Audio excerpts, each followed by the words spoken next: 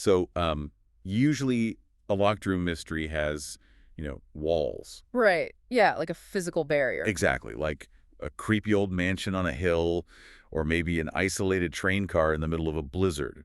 Or, I don't know, a bank vault sealed from the inside. Yeah, there are physical boundaries that confine the suspects and the clues. Right. But I mean, imagine a locked room made of millions of square miles of just unpredictable dark water. Oh, wow. That's a great way to put it. A room where compasses allegedly spin out of control, where these massive cargo ships are found drifting without a single soul on board. Just completely abandoned. Yeah. And where entire squadrons of military aircraft vanish midair without leaving like a single drop of oil or a scrap of aluminum behind. The door's always left wide open, and yet the people who walk in simply never walk out. It's a terrifying concept, really, and it perfectly frames the source material we are exploring today for you. Yes, welcome to today's deep dive. We are pulling insights from Shadows of the Atlantic, the Bermuda Triangle mystery, and our mission today isn't just to recount, you know, ghost stories. Right, we want the facts. Exactly. We are going to dissect the maritime facts, the geographical anomalies, and perhaps most importantly, the undeniable human psychology that turned this hazardous patch of the Atlantic Ocean into an absolute global obsession. The Bermuda Triangle. I mean, just saying the name conjures up this rough, invisible shape stretching between Miami, Bermuda, and Puerto Rico. Oh, for sure. Pop culture has really fed us a very specific image of this place. We've all heard the lore.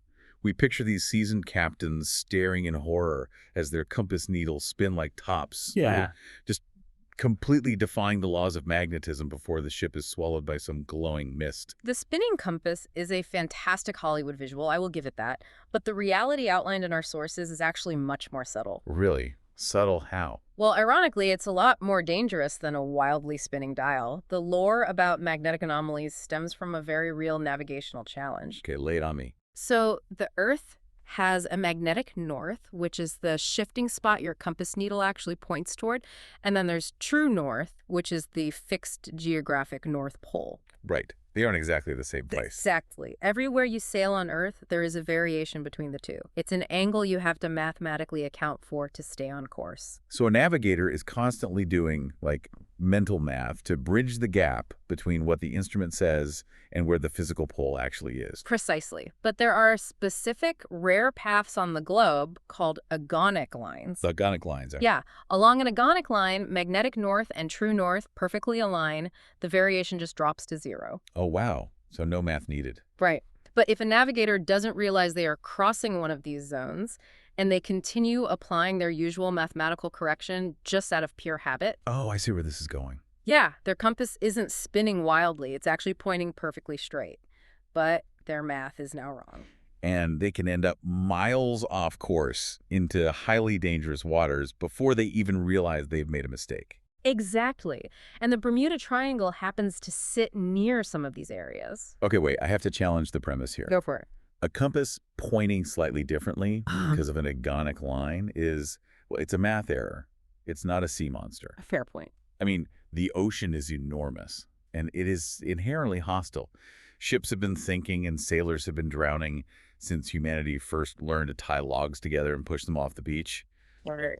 The Bay of Biscay is notoriously deadly. The waters off the Cape of Good Hope are literally a graveyard. Yeah, they really are. So why doesn't the Cape of Good Hope have movies and best-selling paperbacks written about its paranormal portals? Why did this specific triangle of water become the stuff of global nightmares, rather than just being recognized as a hazardous, busy shipping route? Well, the short answer is PR. PR, really? Yeah, the longer answer is that ordinary maritime tragedies happen on every coastline every single day, and they're usually easily explained by storms or rocks. But it takes a very specific kind of vacuum to birth a supernatural legend. And that vacuum was created on one highly publicized catastrophic night. Oh, I know the night you're talking about. It was a night that effectively concentrated the world's fear into the single geographic region and gave the Bermuda Triangle its modern identity. December 5th, 1945. The catalyst.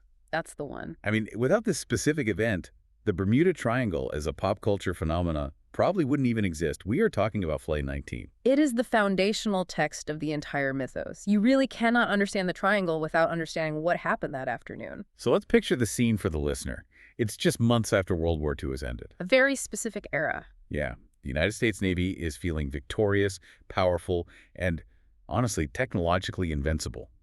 5 TBM Avenger bombers depart from Naval Air Station Fort Lauderdale in Florida. And this is supposed to be a completely routine training exercise. Right, these are heavily armed, rugged aircraft. They were designed to survive heavy combat in the Pacific. Yeah, these aren't flimsy planes. Exactly. The mission is just a simple flight navigation practice over the Atlantic, dropping some practice bombs, and then making a quick return to base. And the leadership of this squadron is also a really critical factor here. The flight leader is Lieutenant Charles Taylor. Right, and he wasn't some rookie, right? No, not at all. He is a combat-tested veteran with thousands of flight hours under his belt. The men flying with him were trainees, yes, but they were in the final stages of their instruction. So they knew what they were doing. Absolutely. This was a formidable group of aviators flying formidable machines. Initially, the weather is totally normal. They drop their practice bombs on a shoal. Everything is proceeding exactly by the book. But then, as they turn for the next leg of their journey, the radio transmissions start coming into the control tower. Taylor reports that both of his compasses are malfunctioning. both of them. Yeah, and he sounds disoriented. He's asking the other planes in his squadron for readings. And then he broadcasts this quote, captured in the military transcripts, which is just universally chilling. What did he say? He said, "We can't tell where we are. Everything looks wrong." Oh, man. To understand the psychological terror of that moment, we have to look at how the human body processes spatial orientation. Okay, break that down for us. When you are on the ground, your brain uses visual cues, the horizon, trees, buildings, to tell your inner ear which way is up and which way you are actually moving. Right, you have reference points. Exactly. But over the open ocean, especially as weather rolls in or light begins to fade, the water below and the sky above can blend into a single featureless gray void. There are no street signs. There are no landmarks. Nothing. Your vestibular system, that's the fluid in your inner ear that gives you balance, it just starts playing tricks on you. Oh, that sounds terrifying. It is. It might tell your brain you are flying straight and level, but you might actually be in a slow banking turn. Without visual confirmation or working instruments you can really trust, a pilot experiences profound spatial disorientation. So they can't even trust their own bodies. They literally lose their grip on reality. The pilots of Flight 19 realized they had drifted off course, but the terrifying part was that they couldn't even trust their own senses to fix it. The controllers on the ground are desperately trying to triangulate their position and guide them back. Yeah. But you have these radio recordings capturing just an escalating panic among the pilots. I can only imagine. The junior aviators are actually arguing with Taylor over the radio about which direction to fly. And all the while, the sun is setting. Night is approaching. The worst possible time to be lost. Yeah, the ocean beneath them is turning completely black. The weather's deteriorating into a squall, and their fuel levels are dropping. That ticking clock of the fuel gauge is the most relentless enemy an aviator faces. Right. You can survive a broken compass. You cannot survive an empty tank over a raging sea. Out of the static, the tower catches this final desperate command from Taylor to his men. He says, "When the first plane drops below 10 gallons, we all go down together." Just chillin'. And then absolute silence. 14 men, 5 military aircraft, just swallowed by the Atlantic. But the tragedy compounded itself almost immediately. The Navy realized they had a mass casualty event unfolding, and they instantly scrambled search and rescue. They sent out a massive Martin Mariner flying boat. This thing is specifically designed for open ocean rescue. A huge aircraft. Yeah, it has a crew of 13 men. It launches into the dark, stormy sky to search for Taylor and his squadron. And roughly 20 minutes after takeoff, the radar operators watching the blip of the rescue plane see it simply vanish from the screen. 27 men and 6 aircraft wiped out in a matter of hours. It's horrifying. It's like a horror movie where the rescue mission instantly becomes the next victim. Yeah. How does the most powerful military on Earth lose that much hardware and human life in a single evening without a trace? Well, the loss of the Martin Mariner is actually the easiest piece of this puzzle to solve, but it requires looking at the unglamorous reality of military engineering. Okay, what do the sources say about it? The source material notes that there were witnesses, sailors on a nearby merchant ship, who reported seeing a massive fireball in the sky around the exact time the Mariner vanished from radar. A fireball, so it exploded. Yes. Uh, Military records confirm that the Martin Mariner aircraft had a known catastrophic flaw. They were incredibly prone to fuel vapor leaks. oh, no. Yeah, the crews actually morbidly nicknamed them flying gas tanks. So a single spark from a radio relay or someone just lighting a cigarette. Could instantly vaporize the aircraft mid-flight, a tragic, sudden mechanical failure. That is brutal. It is. But the real crux of the myth is what searchers found in the days that followed. Or rather, what they didn't find. Right, the wreckage. An armada of ships and planes scoured hundreds of thousands of square miles of ocean, and they found absolutely zero wreckage. Nothing at all. No oil slicks from the Mariner, no life rafts from the Avengers, no floating debris, just nothing. I mean, if you lose a car, it's in a ditch.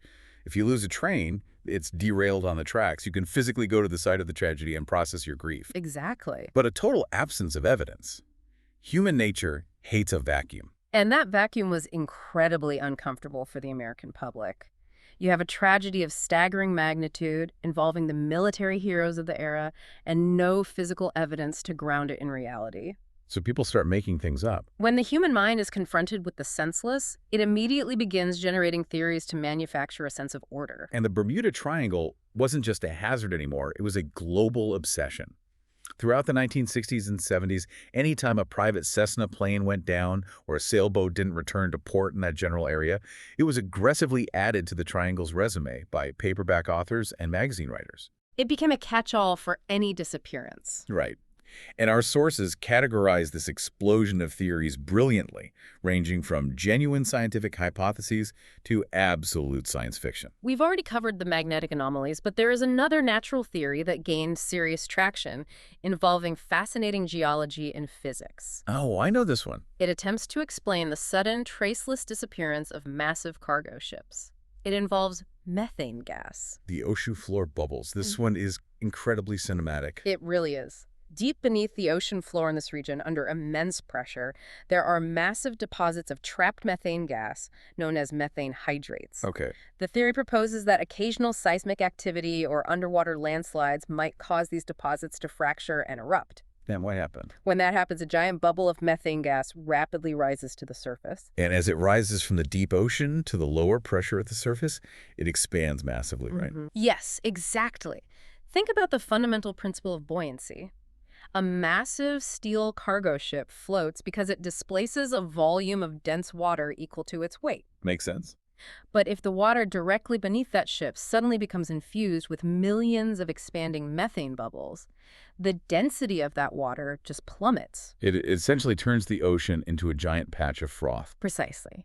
The water loses its ability to support weight, the ship loses its buoyancy instantly and plummets straight down into the abyss like a stone dropped in a pond. Wow. It gives the crew zero time to even reach the radio room for a distress signal. Now, if you were listening to this deep dive while lounging on the deck of a cruise ship heading to the Bahamas, you might be looking very nervously over the railing right now. Yeah, maybe don't look down. I can completely visualize a ship sinking that way. But the source material also mentions this methane theory being applied to the vanishing aircraft. And here is where I struggle a bit. Yeah, let's hear your pushback. I get that a giant oceanic bubble could make water act like thin air and swallow a boat. But could a gas bubble popping at the surface really rise high enough into the atmosphere to choke out a military bomber mid-flight? It's a great question. I mean, we are talking about planes flying at altitudes of thousands of feet. It's an essential distinction, and it's exactly why atmospheric physicists reject the methane theory for aircraft.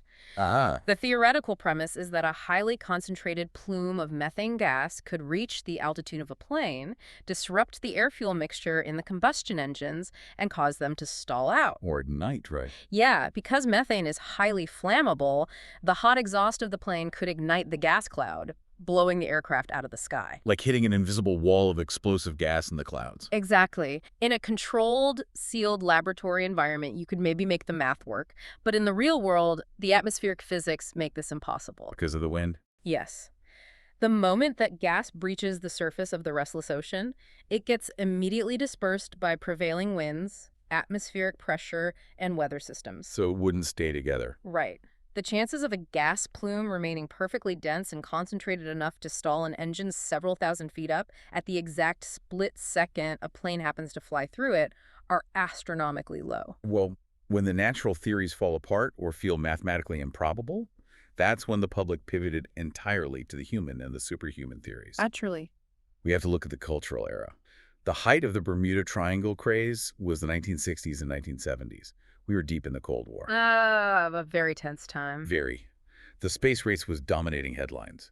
Paranoia about government secrecy was at an all-time high. The culture was already primed to believe the government was hiding things in the sky and conducting covert operations under the sea. So theories about hidden Soviet submarine activity or underwater missile testing gone wrong gained immense traction. He really did. But, secret Soviet submarines still leave a paper trail, or sonar echoes, or eventual declassified documents. There was no proof of that either. Nothing concrete. So pop culture took the final leap. They filled the vacuum with the impossible. Alien abductions. Dimensional time portals. The sci-fi stuff. Yeah, theories that the lost underwater civilization of Atlantis had advanced crystal technology resting on the ocean floor, reaching up and interfering with our modern navigation. Sounds like a movie script. I know. People genuinely argued that the triangle was a literal doorway, swallowing vehicles into another reality entirely. The prevalence of those theories raises a really profound psychological question, I think. What's that? Why do we so eagerly leap to aliens and time portals when a ship sinks? Because the alternative is unbearable. How so? A time portal, even a terrifying one, implies a mechanism. It implies a design, a higher power, or some grand cosmic intelligence at work. Yeah, It suggests there's a reason these people vanished. that makes sense. The alternative, that you can just die randomly without a trace because of a broken valve, a misread compass, or a sudden change in wind direction, is purely chaotic. And that chaos is terrifying to the human mind. We would literally rather be abducted by aliens than admit we are entirely at the mercy of random, indifferent nature. Exactly. And this forces us to look at the source material through a strictly skeptical lens. Because as fun as a good dimensional portal theory is, the cold, hard reality of the ocean tells a much more logical and arguably much bleaker story. The most crucial piece of context for understanding the entire Bermuda Triangle phenomenon is statistics. Just raw numbers. Yeah. The triangle is not some isolated, desolate patch of uncharted water at the edge of the world. It is quite literally one of the busiest travel regions on the planet. Oh, absolutely. You have thousands of commercial cargo ships, massive cruise liners, private yachts, and commercial airliners crossing through that airspace and water every single day. If you live right next to the busiest, most congested, massive, multi-lane highway in your state, you're going to see a high number of horrific car crashes. Right. You don't assume the highway is cursed by ghosts, you blame the sheer volume of traffic. It's a numbers game. The triangle is an oceanic superhighway. Statistically speaking, accidents are mathematically guaranteed to happen there. In fact, the Worldwide Fund for Nature commissioned a comprehensive study of the most dangerous waters for maritime shipping. What did they find? Despite its terrifying reputation, the Bermuda Triangle did not even crack the top 10. Not even the top 10. Not even close. The media exaggeration transformed ordinary, albeit tragic, maritime accidents into supernatural legends. That is wild. In almost every famous case attributed to the triangle, later investigations revealed highly rational explanations. Severe sudden storms, mechanical failure, or the most common culprit of all, human error. Let's apply that logical lens back to the catalyst then. If it wasn't a time portal or a giant methane bubble, what actually happened to Lieutenant Charles Taylor and the 14 men of Flight 19? Investigators firmly believe that Taylor fell victim to that spatial disorientation we discussed earlier. Right, the inner ear playing tricks. Exactly, leading to a catastrophic mental mapping error. He believed his compasses were broken, so he had to rely on his own internal geography. And where did you think he was? The source material notes that based on the islands he described seeing below him, Taylor mistakenly believed the squadron had drifted over the Florida Keys and into the Gulf of Mexico. Which is on the west side of the Florida Peninsula. Right. But they had actually departed and flown over the Atlantic Ocean on the east side of Florida. Exactly. Think about the deadly logic of that mistake. If you believe you are over the Gulf of Mexico and you want to get back to the Florida mainland, you must fly east. Okay, I follow. But Flight 19 was already over the Atlantic. By insisting the squadron fly east to find land, Taylor was actually leading his men further and further away from the coast, out into the deep, empty ocean. Oh, man. Every single minute he thought he was flying toward safety, he was actively flying them toward their doom. Yeah. And the junior pilots, they were arguing with him on the radio, suggesting they fly west. They knew. What did? But military hierarchy and Taylor's seniority prevailed.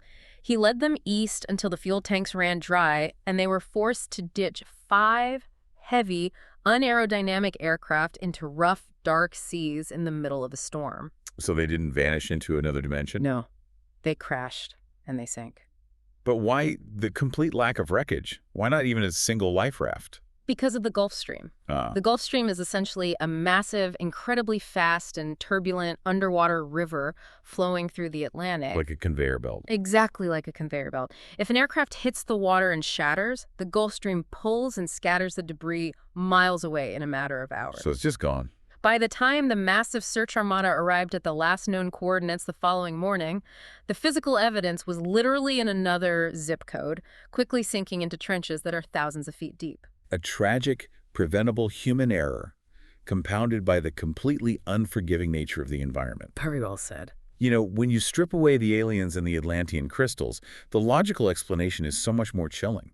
Geographically confusing yourself until you run out of gas over a 3-mile deep abyss, that could happen to anyone. And that gets to the core of why this history really matters. Why is that? The reason the Bermuda Triangle remains a fixture in our minds isn't because you need to worry about time portals on your next vacation. It's because the triangle became a profound symbol of human vulnerability. We think we're untouchable. We do. We build these massive steel cargo ships. We engineer these supersonic military aircraft. We map the globe, and we assume we have conquered the skies and the seas. But the ocean does not care about our engineering. The ocean remains terrifyingly vast and indifferent. It reminds us that despite all of our technological marvels, nature can still take our largest machines, swallow them whole, and refuse to leave a single trace behind. That is a haunting thought. Somewhere out there, scattered in the silt beneath the Gulf Stream, the wreckage of Flight 19 is still sitting in the dark. The ocean keeps its secrets. It really does. Today, we open the door on the ultimate locked room mystery. We certainly did. We started with the folklore of spinning compasses and ghost ships. We unpacked the genuine tragedy of Flight 19 and the terrifying reality of spatial disorientation. We waded through the methane bubble. Yeah, the methane bubbles and the cultural anxieties that fueled UFO theories, only to arrive at the sobering, humbling reality of the vast, secret-keeping ocean. A space where human psychology is often working just as hard as the ocean currents to bury the truth. Which brings me to a final thought I want to leave you with today. Something for you to mull over the next time you look out at the water or board a flight. Okay, let's hear it. Think about how we navigate the world right now. We rely entirely on our smartphones, GPS networks, and real-time satellite tracking. We could track a simple food delivery to our front door down to the exact second. We really do. We feel technologically invincible. But if a massive commercial airliner vanished in that exact same patch of the Atlantic tomorrow, without a single trace, would we immediately blame the paranormal again? Or are we just deeply, fundamentally terrified to admit that even in the modern age, our most advanced technology is still absolutely no match for the ocean?